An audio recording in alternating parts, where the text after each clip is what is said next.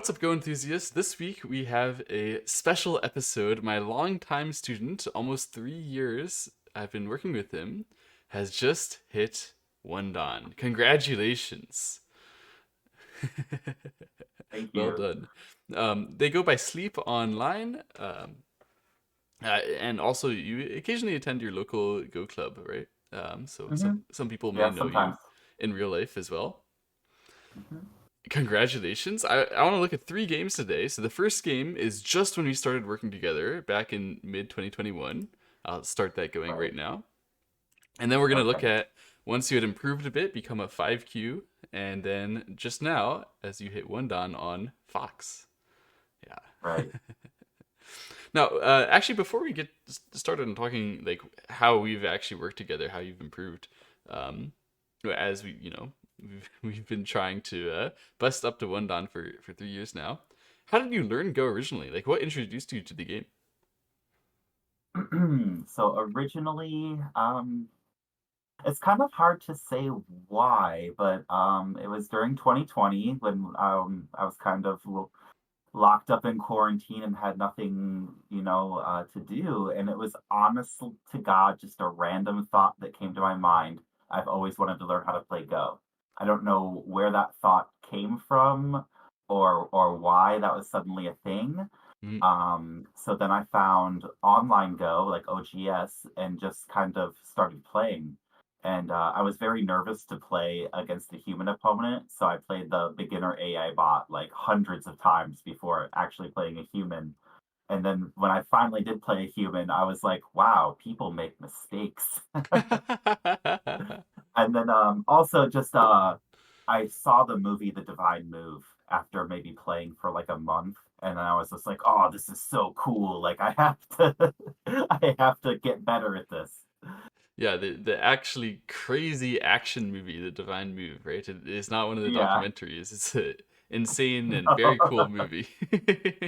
It's like a mafia mobster like heist movie almost, but yeah, it was. Some people see Hikaru no Go. For me, it was Divine Move. Fair enough. Fair enough.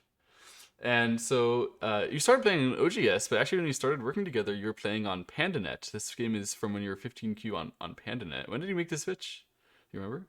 Um, I'm not sure when exactly. I think that I wanted to have a well-rounded experience playing Go of the different servers Hmm. because there seems to be a slightly different style of play or type of opponent that you're going to run into on the different servers. Yeah. And I think that I started to get some anxiety playing on OGS, like rank anxiety or something. Yeah. Yeah. So I moved on to Pandanet, where I felt the opponents were they had a more polite style, I guess. I'm not 100% sure why I shied away from OGS really. But yeah, I don't play there very often, to be honest. Mm-mm. Well, Pandanet is fine. Now you're playing on Fox, so the 5Q in one game, one dan game. Yes. They're gonna be on Fox Go server. Um, hmm yeah. Yeah, it So was this hard. was you were black in this game. You remember, right? Yes. Yeah. Eventually, this one was against one of your rivals back then. You don't really have rivals anymore, but there was a this crazy guy, Wolfie, on the server that you had played a Yeah, few games Wolf. with. I remember because he had such an aggressive and strange style, and he would talk, talk smack in the chat, and that's pretty uncommon on PandaNet. They're a pretty polite server for the most Right, part. right, And I right. just remember losing to this guy, and like, yeah, I'd see him fairly often and play them often enough where I felt like, man, I just really want to be able to beat this guy, like, kind of show him what's up. And, it's like humbling a rude opponent, like someone who is cocky and, just aggressive, like being able to humble them uh, feels really good. And also for my own improvement and mental sanity, I guess, too. Yeah, yeah. It, it it it is a good experience. Um, yeah, these days you aren't as motivated to beat someone. I remember when you started, you wanted to beat this guy, and so you looked at the games you were playing against him. Um, Yeah, that was such a long time ago too. I don't think that way anymore. No, yeah, and you sort of become a little bit more chill, which might be due to some of the lessons that we did. I mean, I've sort of advocated approaching Go in a bit more of a chill way. Um, yeah, absolutely. Although And at the honest, time, yeah. and on Fox, I don't think I would recognize the same person. Honestly, there's the server has so many more people on it that I don't think I run into the same opponent very often. Mm, And if I did, I don't think I would recognize them because I'm not too familiar with Chinese characters. right, that's So also there is that aspect too, I happens. guess. Yeah, yeah. Um, Hmm. so at the time, I had started teaching you. My very first lesson was about not emphasizing territory so much and emphasizing strength instead. And I was talking about pushing battles and how to control the game by controlling the flow of the game. Do you remember much about that? I remember the territory as a secondary thought. Yeah. And that blew me away because I thought, like, that's how you win. That's what the game is about, territory. So why would it ever be a secondary thought? But I took that to heart. And when I started thinking that way and playing a little bit differently, I immediately ranked up like 3 ranks, I swear. It was just like, wow, okay, yeah, it's not all about territory. And I know we talked about this before, but then when I did talk to people at that Go Club and I told them about this, they looked at me like I had 2 heads and they were like, but territory is how you win the game. Right, right, right. So it was like, and then when they are a higher ranked player, it's kind of hard to say, well, you're wrong, because I can't back it up with a very well spoken argument. But it really did change just kind of the way I saw the game a little bit, Mm. and definitely improved very quickly from just that one thought. And I'll still never forget when you said, if you're ahead in the pushing battle, it will always be good for you. Yes. I still think that when I'm playing now, even, when Yeah, me I'm ahead too. in the pushing battle, I think, okay, this can't be bad for me. Yeah, yeah, yeah, yeah. Um, It's and one of the few things I teach to people who are in double digit queue that like I'm actively thinking about in my game as well still when I'm judging pushing battles. It's true that often in my game now I do not ignore territory at all costs, but to focus on strength. But I think that it's useful to more than just yeah, there's like a lot of basically an archetype of players who um, are like you in that they focus on the territory a little too early in the game and don't control the way that the game actually works as a result of it, right? Um, right, and it's sort of like when you have a group that's already, 100% alive and super strong, and you still are adding moves in that area. I think that was something that I needed to learn to let go of and say, okay, there's more important areas here. Just building more territory from this already strong group isn't working for me as well as I think it is. yeah, yeah, absolutely. So like in this game, for example, you have this whole territory on the top side and the right side. You did win this game, but um this was like really really common in your games back then. Like almost every game you're trying to get some kind of area on the sixth and seventh line to win the game because I mean I guess he was just assumed that the territories underneath would be evened out in the end or something. um Hmm.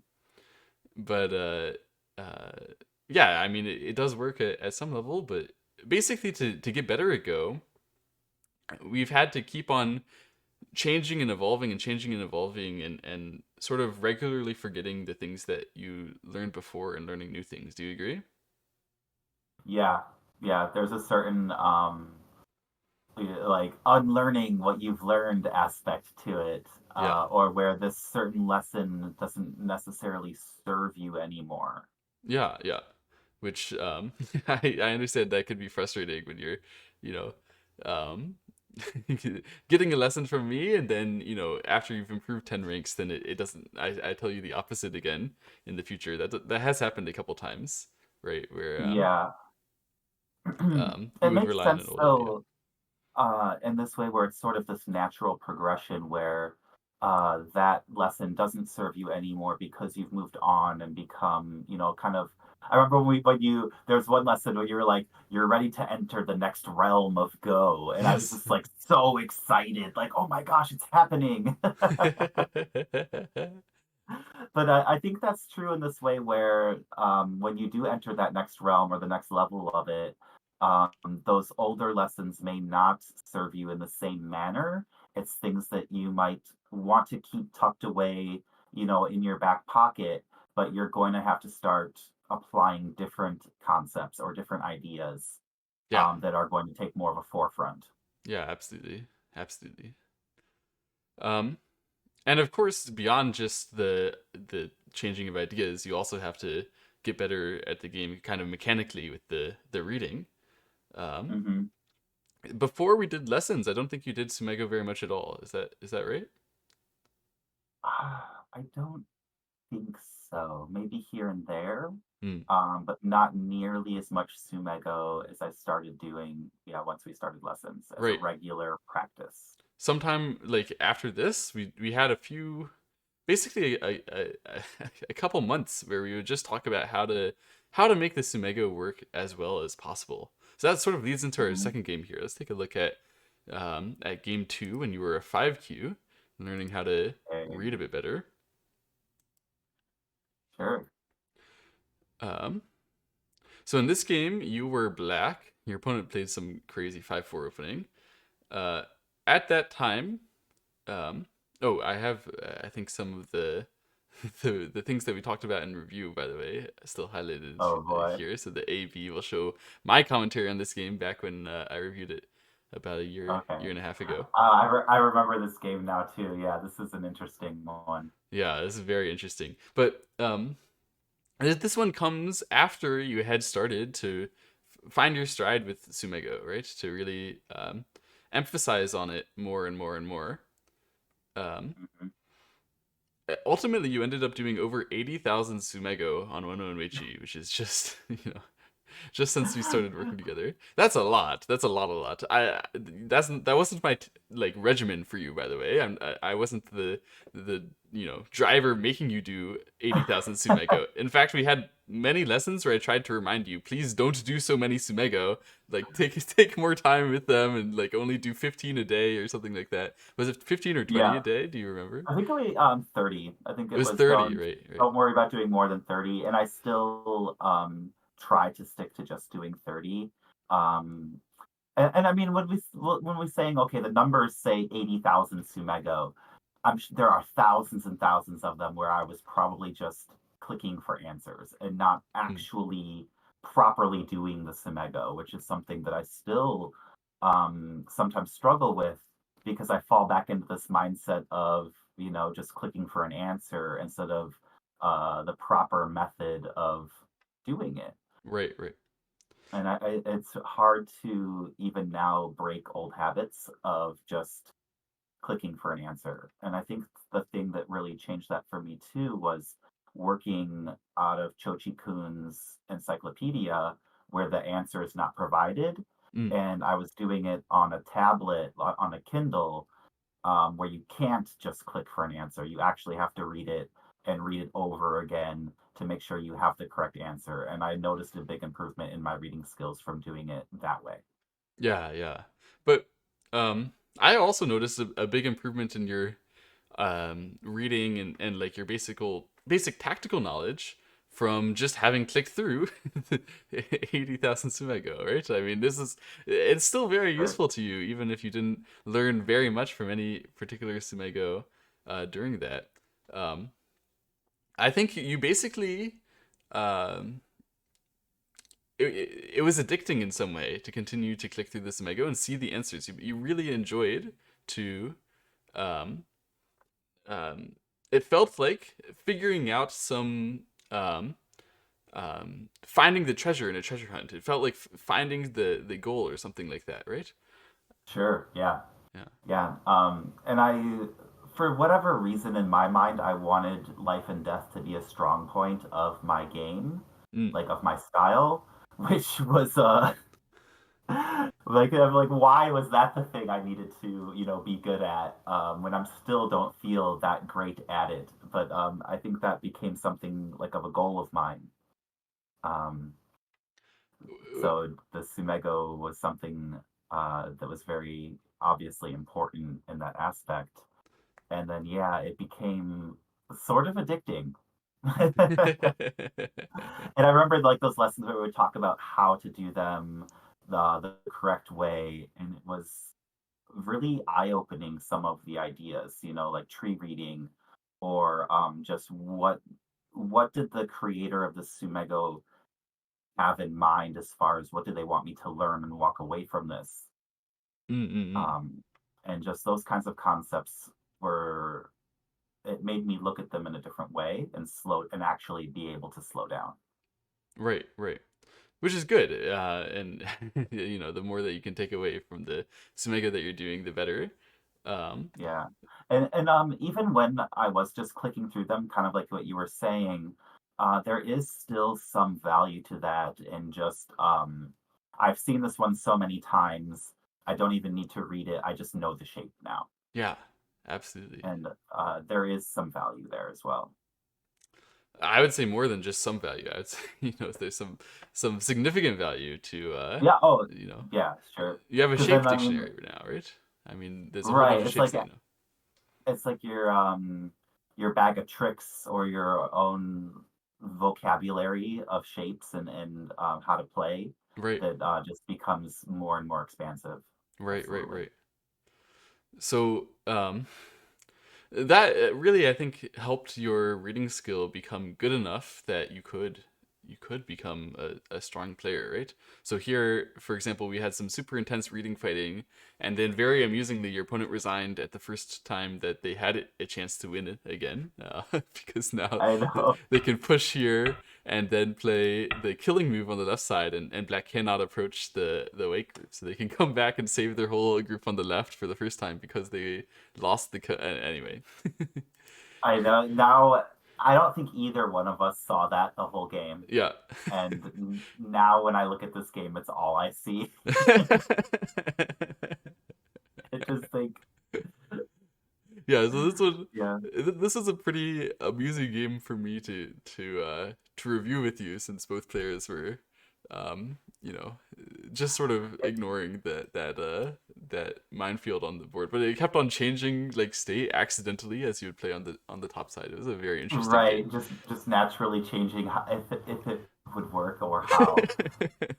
Which is it's so interesting. Like, too, yeah, once you become a little bit better at reading, you start seeing these things, and even watching other people play, you're like, why? Why don't you see the thing? Yeah, yeah, yeah. That's just kind of a natural part of the game, I guess.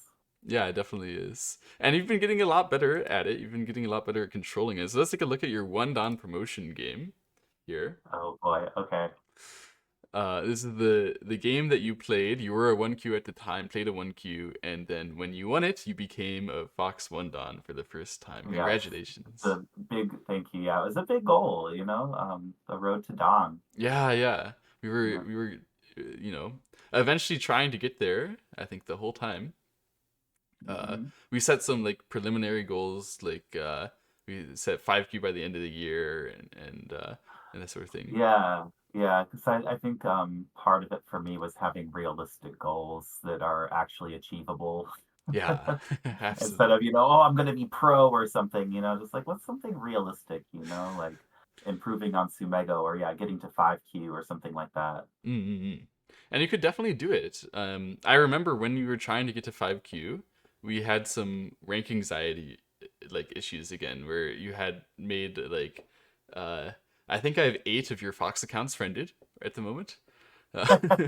Yeah. And just keep making a Fox account whenever you're scared that you're going to rank down or not hold the rank, or anything like that.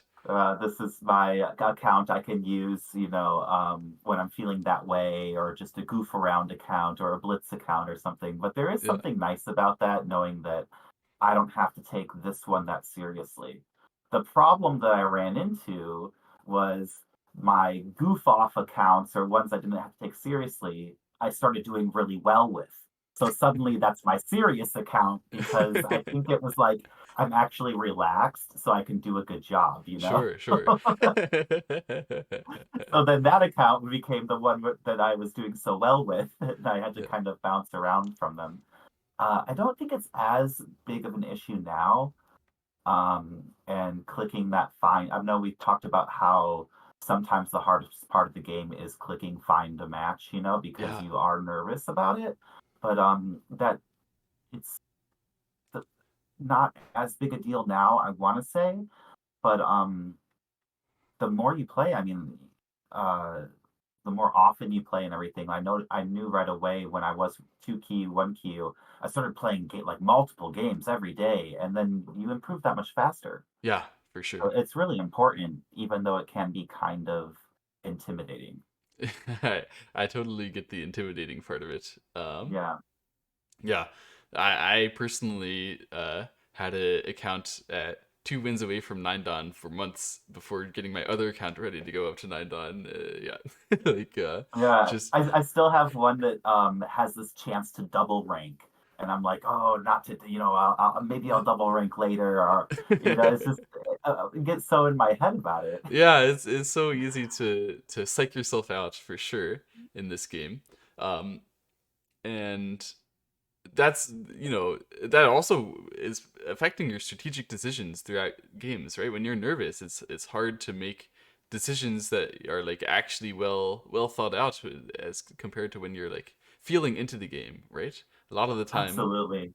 it's just your mood going into the Absolutely. game that decides who's going to win or who's going to lose, right? I think that's a really good point, too, and something that as a beginner, you don't think about as much, but it's very true, is that it's an emotional game. Mm, And absolutely. the way you feel about a move is really important too. Aside from, obviously, if I can just brute force read something and I know it's going to work, that Yeah, is a part of it. But the feeling and intuitive part and the emotional part is, I think, very important too. The absolutely. psychological part. And Absolutely. that's something you maybe don't get playing online as much. And what is really fun about going to a club is when you're there person to person, there is that sort of psychological aspect, like when you're staring at them, or you could tell that they're actually sweating it, and you're like, oh, I have them on the ropes, or however you want to say it. It is a different experience. Right. So like in this position, you were black. Your opponent resigned as white here because they didn't feel up to playing the game anymore. They'd already died once in the bottom left, died again on the bottom side, and Hmm. I think this is a little bit tilting, and they see their next territory disappear. They're out of here. They don't even want to continue to play. Right. Um, and then that was how you became a one dan by just killing them everywhere and making them sad. Right. That's how, I mean, yeah, that's how it It's how it is. It's a good way to do it, Yeah. honestly. Um, and yeah, so recently we've been talking a bunch about strategic concepts to sort of use your reading power, your fighting power, and allow you to apply it to be able to win games more consistently. Hmm. With good decisions. Is there anything in particular, like any one thing that we've talked about strategically that has struck you the most that you feel um, this is the thing that I always get a good result when I think of it or anything like that? Oh boy, now I'm drawing blanks. We've had some really good. Um, well, originally when I was still like high single digit, like 8Q, 9Q, and even in the double digits, it was this idea of um, the surrounding strength. We talked about it in the concept of water, right? So Hmm. my stone, and how full your water bottle is. So, like, stones that are near my other stones are filling its water, and that power. That is actually something I still sort of think about. Mm. But then, as I progressed, the strategic ideas and concepts became a little bit more specific and applicable in these um, like certain situations. Right. And I think the one of pushing your reading to look, here's a move, and it might be even, but the one more concept. What's one more thing I could do? What's one more move beyond that? And what other move could I make? And when I'm reading it, what's one more thing? And it seems kind of silly to keep asking yourself what's one more thing that could happen, but that was huge for pushing myself to the limit of reading and finding a move that isn't just okay, but is actually good. You know, Right, right. uh, so the one more concept, and I think we had one more recently too. Oh, it's very difficult to do this, but being thankful to an opponent who beats you. Yeah. Because we talked about this several times in my lessons. I get really tilted, and like it is an emotional game. So losing, it's not fun. No one wants to lose, and I get angry, and I'm like yelling at the computer because I'm not at Go Club and I can yell. This is very So not normal for you, right? You aren't usually. I mean, your normal job is the exact opposite of tilting. Or the kind of person who does it is the exact opposite of the stereotypical yeah, tilter, right? right, But nonetheless, I mean, I tilt too plenty of times. If you tune into my stream, sometimes you'll see me tilted there on Twitch. yeah, Yeah. good content, good It content. is But tough. Yeah. yeah, but yeah. In all seriousness, though, being able to kind of slow yourself down and have that awareness, like be awake to your own emotions and be able to say, okay, this person defeated me Hmm. fair and square, and I need to be thankful to them because they've shown me the flaw in my own strategy. They showed me the proper defense to what I was trying to do, or they showed me the good move. Hmm. And when you can approach it with that mindset, you're going to learn so much more quickly and be able to take more away from a game than just being like, oh, well, that person, screw them, or they played these cheap moves, or whatever things you're telling yourself in your mind to try and calm down or justify your own loss. But when you can practice acceptance and say, okay, they were the better player this time, what can I walk away with from that? Right. Right. Yeah. It's That's going to help you a lot. And it's very difficult. yeah. Yeah. Absolutely very difficult, and there's a lot of value, like personally, in that. Just being able to feel like you can be grateful helps you. I think it's not just for like learning and the practical aspects, but also just like it makes it more fulfilling when you play a game, whether you win or lose. If you're capable to enjoy the result of it, no matter what, and to Yeah. enjoy the process of it. Yeah, that's actually another really big point. And all these seem so simple, and kind of like, well, no, duh, like when we're talking about it. But in practice, it's something that you do need to be reminded of. And that was something you always say at the end of the lesson, don't forget to have fun. Yeah. Like, but truly, like I think that's when I was starting to get to 2Q and everything and started playing more and more games, and it was getting exciting and I was getting close to that goal, and I'm just having fun too, Yeah, even if I lose. for And sure. that's such an important part of the game because it's like, why am I doing this if it's not fun? Like, Yeah, absolutely, absolutely. yeah.